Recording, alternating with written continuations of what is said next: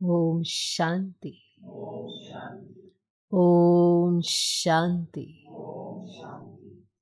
आज की तारीख है 22 अगस्त 2025। साकार महावाक्य। बाबा कहते, मीठे बच्चे, तुम्हें कौन पढ़ाने आया है? तुम्हें कौन पढ़ाने आया है? विचार करो तो खुशी में रोमांच खड़े हो जाएंगे। तुम्हें कौन पढ़ाने आया है? विचार करो तो खुशी में रोमांच खड़े हो जाएंगे। ऊंचे ते ऊंचा बाप पढ़ाते हैं। ऊंचे ते ऊंचा बाप पढ़ाते हैं। ऐसी पढ़ाई कभी छोड़नी नहीं है। ऐसी पढ़ाई कभी छोड़नी नहीं है। बाबा कहते, मीठे बच्चे, तुम्हें कौन पढ़ाने आया है? विचार करो तो खुशी में रोमांच खड़े हो जाएंगे। ऊंचे ते ऊंचा बाप पढ़ाते हैं। ऐसी पढ़ाई कभी छोड़नी नहीं है। आज का प्रश्न, अभी तुम बच्चों को कौन सा निश्चय हुआ है? अभी तुम बच्चों को कौन सा निश्चय हुआ है? निश्चय बुद्धि की निशानी क्या होगी? निश्चय बुद्धि की निशानी क्या होगी? अभी तुम बच्चों को कौन सा निश्चय हुआ है? निश्चय बुद्धि की निशानी क्या होगी? उत्तर, तुम्हें निश्चय हुआ, हम अभी ऐसी पढ़ाई पढ़ रहे हैं जिससे डबल सिरताज राजाओं का राजा बनेंगे। तुम्हें निश्चय हुआ, हम अभी ऐसी पढ़ाई पढ़ रहे हैं जिससे डबल सिरताज राजाओं का राजा बनेंगे। स्वयं भगवान पढ़ाकर हमें विश्व का मालिक बना रहे हैं। स्वयं भगवान पढ़ाकर हमें विश्व का मालिक बना रहे हैं। अभी हम उनके बच्चे बने हैं। अभी हम उनके बच्चे बने हैं तो फिर इस पढ़ाई में लग जाना है। अभी हम उनके बच्चे बने हैं तो फिर इस पढ़ाई में लग जाना है। जैसे छोटे बच्चे अपने माँ बाप के सिवाय किसी के पास भी नहीं जाते।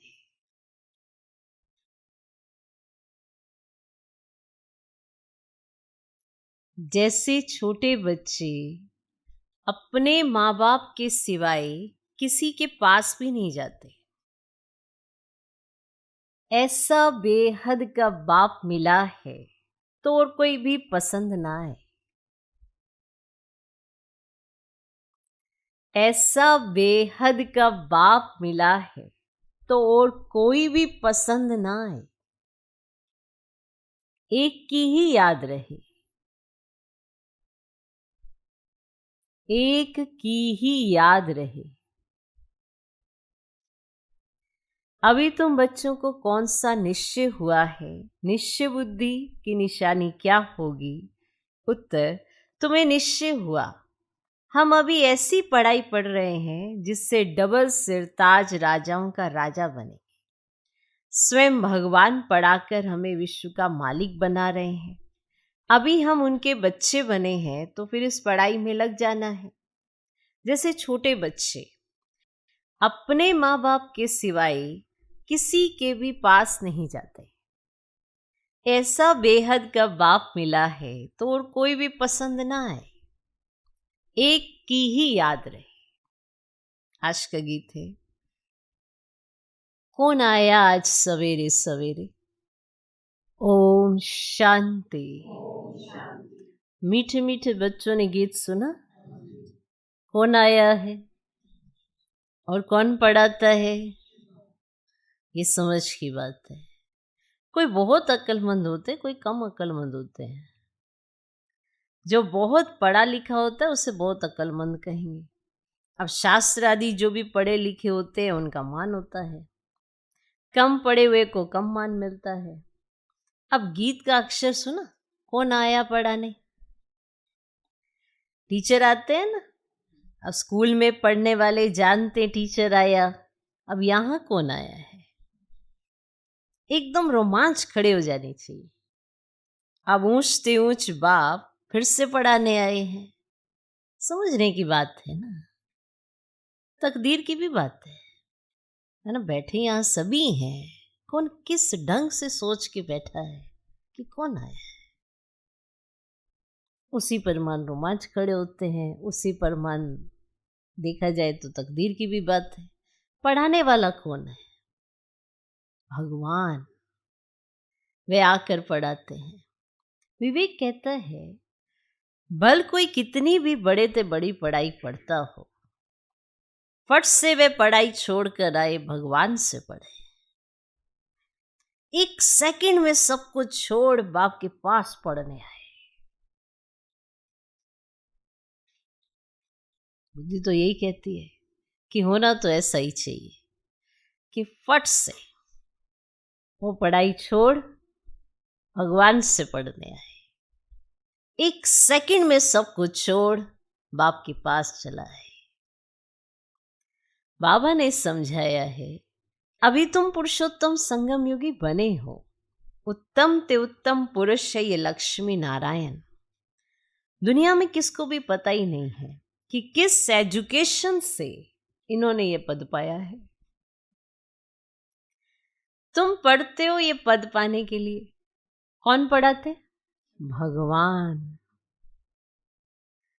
तो और सब पढ़ाइयां छोड़ इस पढ़ाई में लग जाना चाहिए, क्योंकि बाप आते ही हैं कल्प के बाद। जो आपको मिलना ही कल्प में एक बात है और इतने समय के बाद मिलना है, तो सबको छोड़कर उसके मार्ग पर लग जाना चाहिए। होना तो ऐसे ही चाहिए। बाप कहते मैं हर 5000 वर्ष के बाद आता हूं सम्मुख पढ़ाने। वंडर है ना। कहते भी ये भगवान हमको पढ़ाते हैं ये पद प्राप्त कराने, फिर भी पढ़ते। तो बाप कहेंगे ना, ये सियाना नहीं है।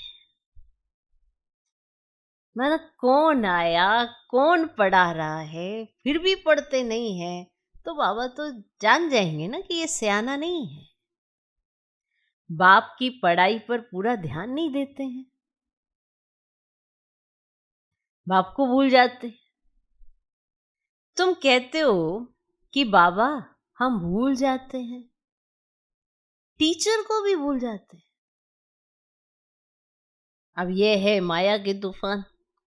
परंतु पढ़ाई तो पढ़नी चाहिए ना, पढ़नी चाहिए ना।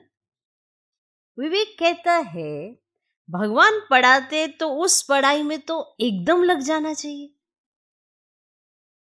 ऐसी पढ़ाई जो स्वयं परमात्मा पढ़ा रहे हो, उस पढ़ाई की कशिश कितनी होनी चाहिए। और सब पढ़ाइयों को छोड़कर इस पढ़ाई में तो लग जाना चाहिए। छोटे बच्चों को ही पढ़ना होता है।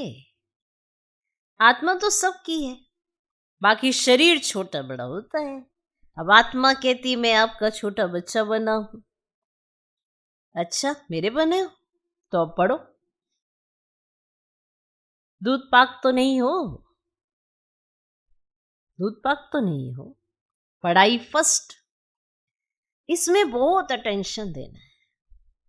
अब स्टूडेंट फिर आते हैं यहाँ सुप्रीम टीचर्स के पास। वे पढ़ाने वाले टीचर्स भी मुकर्रर है, तो भी सुप्रीम टीचर तो है ना। 7 रोज भट्टी भी गाई हुई है। बाप कहते पवित्र रहो और मुझे याद करो। दैवी गुण धारण किए तो तुम ये बन जाएंगे। बेहद के बाप को याद करना पड़े। अब छोटे बच्चे को माँ बाप के सिवाय दूसरा कोई उठाते हैं ना, तो उनके पास जाते ही नहीं। तुम भी बेहद के बाप के बने हो तो और कोई को देखना पसंद भी नहीं आएगा, फिर कोई भी हो। तुम जानते हो हम ऊंच से ऊंच बाप के हैं। वे हमको डबल सिर ताज राजाओं का राजा बनाते हैं। लाइट का ताज मनमना भव और रतन जड़ी ताज मध्यजी भव। निश्चय हो जाता है हम इस पढ़ाई से विश्व का मालिक बनते हैं। 5000 वर्ष के बाद हिस्ट्री रिपीट होती है ना, तुमको राजाई मिलती है, बाकी सब आत्माएं शांति धाम अपने घर चली जाती हैं। अभी तुम बच्चों को मालूम पड़ा है असल में हम आत्माएं बाप के साथ अपने घर में रहती हैं। बाप का बनने से अभी तुम स्वर्ग के मालिक बनते हो, फिर बाप को भूल आर्फन बन पड़ते हो। और भारत इस समय आर्फन है। आर्फन उनको कहा जाता है जिनको माँ बाप नहीं होते, धक्का खाते रहते हैं। तुमको तो अब बाप मिला है, तुम सारे सृष्टि चक्र को जानते हो, तो खुशी में तो गदगद होना चाहिए। हम बेहद के बाप के बच्चे हैं। परम पिता परमात्मा प्रजापिता ब्रह्मा द्वारा नई ब्राह्मणों की सृष्टि रचते हैं, तो ये तो बहुत सहज समझने की बात है। अब तुम्हारे चित्र भी हैं, विराट रूप का चित्र भी बनाया है, 84 जन्मों की कहानी दिखाई है। तो हम सो देवता, फिर क्षत्रिय, वैश्य, शूद्र और फिर ब्राह्मण बनते हैं। तो ये कोई भी मनुष्य नहीं जानते, क्योंकि ब्राह्मण और ब्राह्मणों को पढ़ाने वाले बाप को दोनों का नाम निशान ही गुम कर दिया। इंग्लिश में भी तुम लोग अच्छी रीति समझा सकते हो। जो इंग्लिश जानते हैं तो ट्रांसलेशन कर फिर समझाना चाहिए। अब फादर नॉलेजफुल है, उनको ये नॉलेज है कि सृष्टि का चक्र कैसे फिरता है, तो ये है ना पढ़ाई। अब योग को भी बाप की याद कही जाती है। अब जिसको अंग्रेजी में कम्युनियन कहा जाता है, और बाप से कम्युनियन, टीचर से कम्युनियन और गुरु से कम्युनियन, तो ये है ना गॉड फादर से कम्युनियन। तो खुद बाप के तो मुझे याद करो, और कोई भी देदारी को याद नहीं करो। और मनुष्य गुरु आदि करते हैं, शास्त्र पढ़ते हैं, एम ऑब्जेक्ट कुछ भी नहीं है। अब सदगति तो होती ही नहीं। और बाप तो कहते हम आए हैं ना सबको वापस ले जाने के लिए, तो अभी तुमको बाप के साथ बुद्धि का योग रखना है, तो तुम वहां जय पहुंचेंगे। अच्छी रीति याद करने से विश्व का मालिक बनेंगे। तो ये लक्ष्मी नारायण पैराडाइज के मालिक थे ना, ये कौन समझाने वाला है। तो बाप को कहा जाता है ना नॉलेजफुल, तो मनुष्य फिर कह देते हैं अंतर्यामी, है ना। वास्तव में अंतर्यामी का अक्षर है नहीं, है ना। अंदर रहने वाली, निवास करने वाली तो आत्मा है। आत्मा जो काम करते हुए तो सब जानते हैं, तो सब मनुष्य अंतर्यामी। आत्मा ही सीखती है ना। तो बाप तुम बच्चों को आत्म अभिमानी बनाते हैं। तुम आत्मा हो मूल वतन की रहने वाली। तुम आत्मा कितनी छोटी हो, अनेक बार तुम आई हो पाठ बजाने। तो बाप कहते मैं बिंदी हूं, मेरी पूजा तो कर ही नहीं सकते, क्यों करेंगे, दरकार ही नहीं है। मैं तुम आत्माओं को पढ़ाने आता हूं, तुमको ही राजा ही देता हूं, फिर रावण राज्य में चले जाते हो तो मुझे ही भूल जाते हो। तुमको पढ़ाता हूँ, राजा ही देता हूँ, फिर जब रावण राज्य में चले जाते हो तो मुझे ही भूल जाते हो। पहले पहले आत्मा आती है ना पाठ बजाने, तो मनुष्य कहते 84 लाख जन्म लेते हैं, तो परंतु बाप कहते मैक्सिमम है ही 84 जन्म। अब फॉरेन में जाके ये बातें सुनाएंगे ना, तो उनको कहेंगे ये नॉलेज तो हमको यहाँ बैठ पढ़ाओ। तुमको वहां 100 रुपया 1000 रुपया मिलता होगा, हम आपको 10-20 हजार रुपया देंगे, हमको भी नॉलेज सुना, है ना। फॉरेन वाले सुनेंगे तो कहेंगे आपको वहां तो चलो 1000 रुपये मिलते हैं ना, हम आपको 10-20 हजार रुपए देंगे, हमको तो नॉलेज सुनाओ यहाँ बैठकर। गॉड फादर हम आत्माओं को पढ़ाते हैं, आत्मा ही जज बनती है, आत्मा ही तो जज आदि बनती है, तो बाकी मनुष्य तो सब है देह अभिमानी, कोई को भी ज्ञान नहीं है। भले बड़े बड़े फिलोसफर आदि बोलते हैं, परंतु ये नॉलेज किसको भी नहीं है। और गॉड फादर निराकार पढ़ाने आते हैं, हम उनसे पढ़ते हैं, तो ये बातें सुनकर चकित हो जाएंगे। तो ये बातें तो कभी सुनी पड़ी नहीं है ना। एक बाप को ही कहते हो ना लिबरेटर, गाइड, जबकि वही लिबरेटर है, तो फिर क्राइस्ट को याद क्यों करते हो।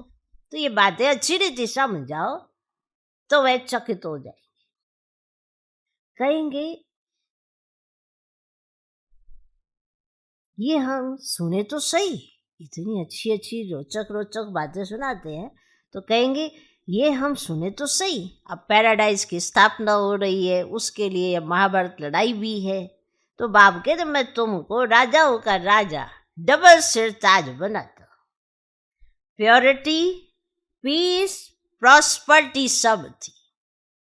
अब विचार करो कितने वर्ष हुए, कितने वर्ष हुए ना। क्राइस्ट से 3000 वर्ष पहले इन्हों का राज्य था ना, था ना। कहेंगे ये तो स्पिरिचुअल नॉलेज है। अब ये तो डायरेक्ट उस सुप्रीम फादर का बच्चा है, उनसे राजयोग सीख रहा है। तो वर्ल्ड की हिस्ट्री, ज्योग्राफी कैसे रिपीट होती है ना, ये सारी नॉलेज है। तो हमारी आत्मा में 84 जन्मों का पाठ बना हुआ है। इस योग की ताकत से आत्मा सत्व प्रधान बन गोल्डन एज में चली जाएगी। फिर उनके लिए राज्य चाहिए, तो पुरानी दुनिया का विनाश भी चाहिए। तो सो सामने खड़ा है, फिर एक धर्म का राज्य होगा। और ये पाप आत्माओं की दुनिया है ना। अभी तुम पावन बन रहे हो, बोलो इस याद के बल से हम पवित्र बनते हैं और सबका विनाश हो जाएगा। नेचुरल कैलेमिटीज भी आने वाली है, हमारा रियलाइज किया हुआ है और दिव्य दृष्टि से देखा हुआ है। बाबा कहते हैं हमारा रियलाइज किया हुआ है और दिव्य दृष्टि से भी देखा हुआ है, ये सब खलास होना है। बाप आए हैं डीटी वर्ल्ड स्थापन करने। सुनकर कहेंगे ओहो ये तो गॉड फादर के बच्चे हैं। जब आप सुनाओगे नशे के साथ और बताओगे कि हमें किसने सुनाया है, तो कहेंगे ओहो ये तो गॉड फादर के बच्चे हैं। तुम बच्चे जानते हो ये लड़ाई लगेगी, नेचुरल कैलेमिटीज होगी, क्या हाल होगा। देखा ना अभी नेचुरल कैलेमिटीज में ये बड़े बड़े मकान आदि सब गिरने लग पड़ेंगे, है ना। ऐसे गिरते हैं ताश के पत्ते नहीं होते, ऐसे बच्चों के खिलौने नहीं होते, ऐसे।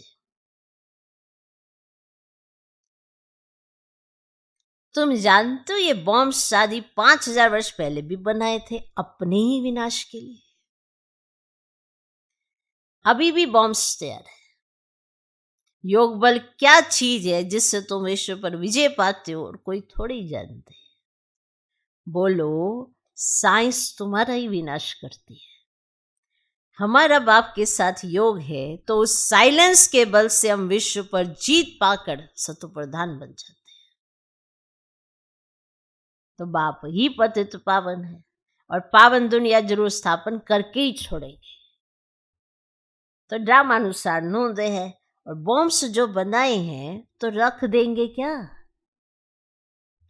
अब इतने बड़े बड़े बॉम्ब्स बना रखे हैं, ये रख देंगे क्या।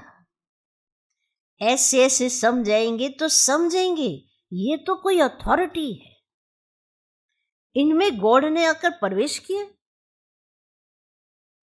ये भी ड्रामा में नूंद है। ऐसी ऐसी बातें बताते रहेंगे तो वह खुश होंगे।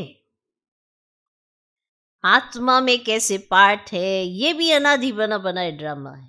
फिर अपने समय पर क्राइस्ट आकर तुम्हारा धर्म स्थापन करेंगे। ऐसी अथॉरिटी से बोलेंगे तो वह समझेंगे कि बाप सब बच्चों को बैठ समझाते हैं। तो इस पढ़ाई में बच्चों को लग जाना चाहिए। बाप, टीचर, गुरु तीनों एक ही है। वे कैसे नॉलेज देते हैं ये भी तुम समझते हो। सबको पवित्र बनाकर ले जाते हैं। डीटी डिनाइस्टी थी तो पवित्र थे, गॉड गॉडेस थे। बात करने का बड़ा होशियार हो, स्पीड भी अच्छी हो। बात करने का होशियार हो, जो सुना रहा है ना, जो समझा रहा है, और स्पीड भी अच्छी हो। बोलो, बाकी सब आत्माएं स्वीट होम में रहती हैं और बाप ही ले जाते हैं। तो सर्व का सदगति दाता वे बाप है। उनका बर्थ प्लेस है भारत। तो यह कितना बड़ा तीर्थ हो गया। तुम जानते हो सबको तमो प्रधान बनना ही है। पुनर्जन्म सबको लेना है, वापिस कोई भी जा नहीं सकते। ऐसी ऐसी बातें समझाने से बहुत वंडर खाएंगे। बाबा तो कहते हैं जोड़ी हो तो बहुत अच्छा है, समझा सकते हैं। भारत में पहले पवित्रता थी, फिर आप पवित्र कैसे होते ये भी बता सकते हैं। पूज्य से पुजारी बन जाते हैं, इम्प्योर बनने से फिर अपनी ही पूजा करने लगते हैं। राजाओं के घर में भी इन देवताओं के चित्र रहते हैं। जो पवित्र डबल सिर ताज थे, उन्हों को बिगर ताज वाले अपवित्र पूजते हैं।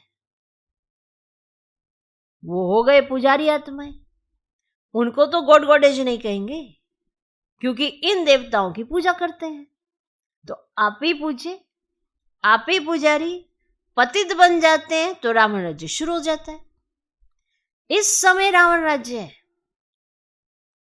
ऐसे ऐसे बैठ समझाएं तो कितना मजा कर दिखाएं। अब गाड़ी के 2 पहिए युगल हों तो बहुत वंडर कर दिखाएं। अब अगर युगल चलते हों और वो जाके समझाएं कि देखो भगवान हमें कैसे सिखा रहा है, पवित्रता कैसे चलना सिखाता है, हम युगल ही फिर सो पूज्य बनेंगे। हम प्योरिटी, पीस, प्रॉस्पर्टी का वर्षा ले रहे हैं। तुम्हारे चित्र भी निकलते रहते हैं। यह है ईश्वरीय परिवार। बाप के बच्चे हैं, पोत्रे और पोत्रियां हैं, बस और कोई संबंध नहीं। नई सृष्टि इनों की कही जाती है, फिर देवी देवता तो थोड़े बनेंगे, फिर आहिस्ते आहिस्ते वृद्धि होती है। तो ये नॉलेज कितनी समझने की है। ये बाबा भी धंधे में जैसे नवाब था, कोई बात की परवाह नहीं रहती थी। जब देखा ये तो बाप पढ़ाते हैं, विनाश सामने खड़ा है, तो फट से छोड़ दिया। ये जरूर समझा हमको बादशाही मिलती है तो फिर गद्दाई क्या करेंगे, ये क्या करेंगे। तो तुम भी समझते हो भगवान पढ़ाते हैं तो ये तो पूरी रीति पढ़ना चाहिए ना, उनकी मत पर चलना चाहिए। बाप कहते अपने को आत्मा समझ, बाप को याद करो, और बाप को तुम भूल जाते हो। लज्जा नहीं आती है, लज्जा नहीं आती। वह नशा ही नहीं चढ़ता है। यहां से बहुत अच्छा रिफ्रेश हो जाते हैं, फिर वहां सोडा वाटर हो जाते हैं। यहां नशा चढ़ता है, वाह कौन मिला, कौन पढ़ा रहा है, यहां नशा चढ़ेगा, और वहां गए फिर सोडा वाटर हो जाते हैं। क्या हो जाते हैं? Soda water. अब तुम बच्चे पुरुषार्थ करते हो गांव गांव में सर्विस करने का, तो बाबा कहते पहले पहले तो ये बताओ कि आत्माओं का बाप कौन है। भगवान तो निराकारी है, वही इस पतित दुनिया को पावन बनाएंगे। सुना? अच्छा, कैसे समझाना है, क्या कहना है, उससे पहले तुम्हें क्या समझना है, ये ध्यान देने की बात है। पहले आपको क्या समझना है, फिर आपने दूसरों को क्या समझाना है। जितना नशा आपके अंदर होगा उतना दूसरों को दिला पाएंगे। खुद को ही एहसास नहीं कि हमें कौन पढ़ाते हैं, तो दूसरों को क्या पढ़ाएंगे। अच्छा, जितने नशे से आप सुनते हो उतने नशे से दूसरों को सुनाओ, तो पता चढ़े इन्हें नशा चलता है। फिर आपके नहीं तो आप जिसको सुनाएंगे, आपके जो जिगे वो भी ढीले डाले। कोई और कारण नहीं बनता, कारण हम ही होते हैं। हमारी स्थिति डाउन तो हम जिनको सुनाते हैं उनकी स्थिति भी डाउन, क्योंकि वो भी देखते हैं आपके चेहरे की तरफ। आप तो मुस्कुरा नहीं रहे, आप तो नशे में नहीं है, आप तो खुश नहीं है, तो वो भी, उनको भी लगता बस ऐसे ही चल रहा है। चलो, यहाँ आते हैं तो उनको लगता है अरे इन्हें कितनी खुशी है। बाहर जाते हैं तो सारों की शक्लें देख लेते हैं तो फिर कहाँ होती है। तो आपको पहले अपना नशा भी दिखाना चाहिए कि आपको कौन मिला है।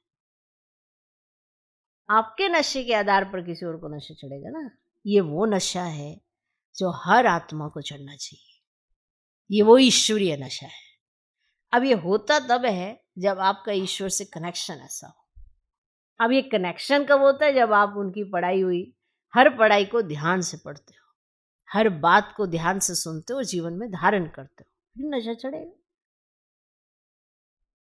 फिर आपके बोलने का, बात करने का ढंग ही बदल जाएगा। आप जिससे भी बात करेंगे उसी रूहानियत से बात करेंगे, आत्मिक दृष्टि से देखेंगे, क्योंकि बाबा ने तो पाठ ही पहला यही पढ़ाया है।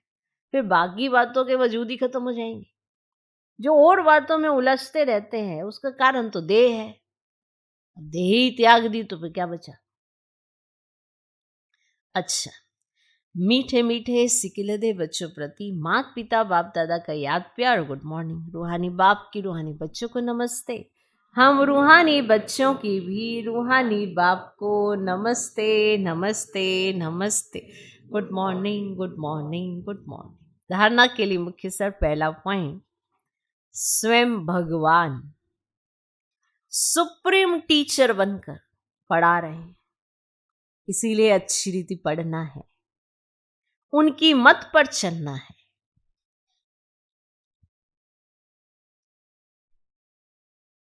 स्वयं भगवान सुप्रीम टीचर बनकर पढ़ा रहे हैं, इसीलिए अच्छी रीति पढ़ना है, उनकी मत पर चलना है।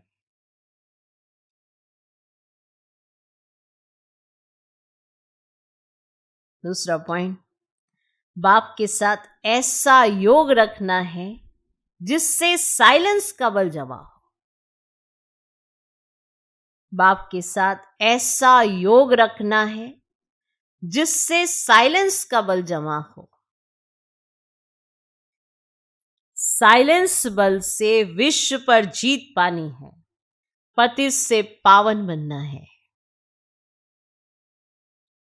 साइलेंस बल से विश्व पर जीत पानी है, पतित से पावन बनना है।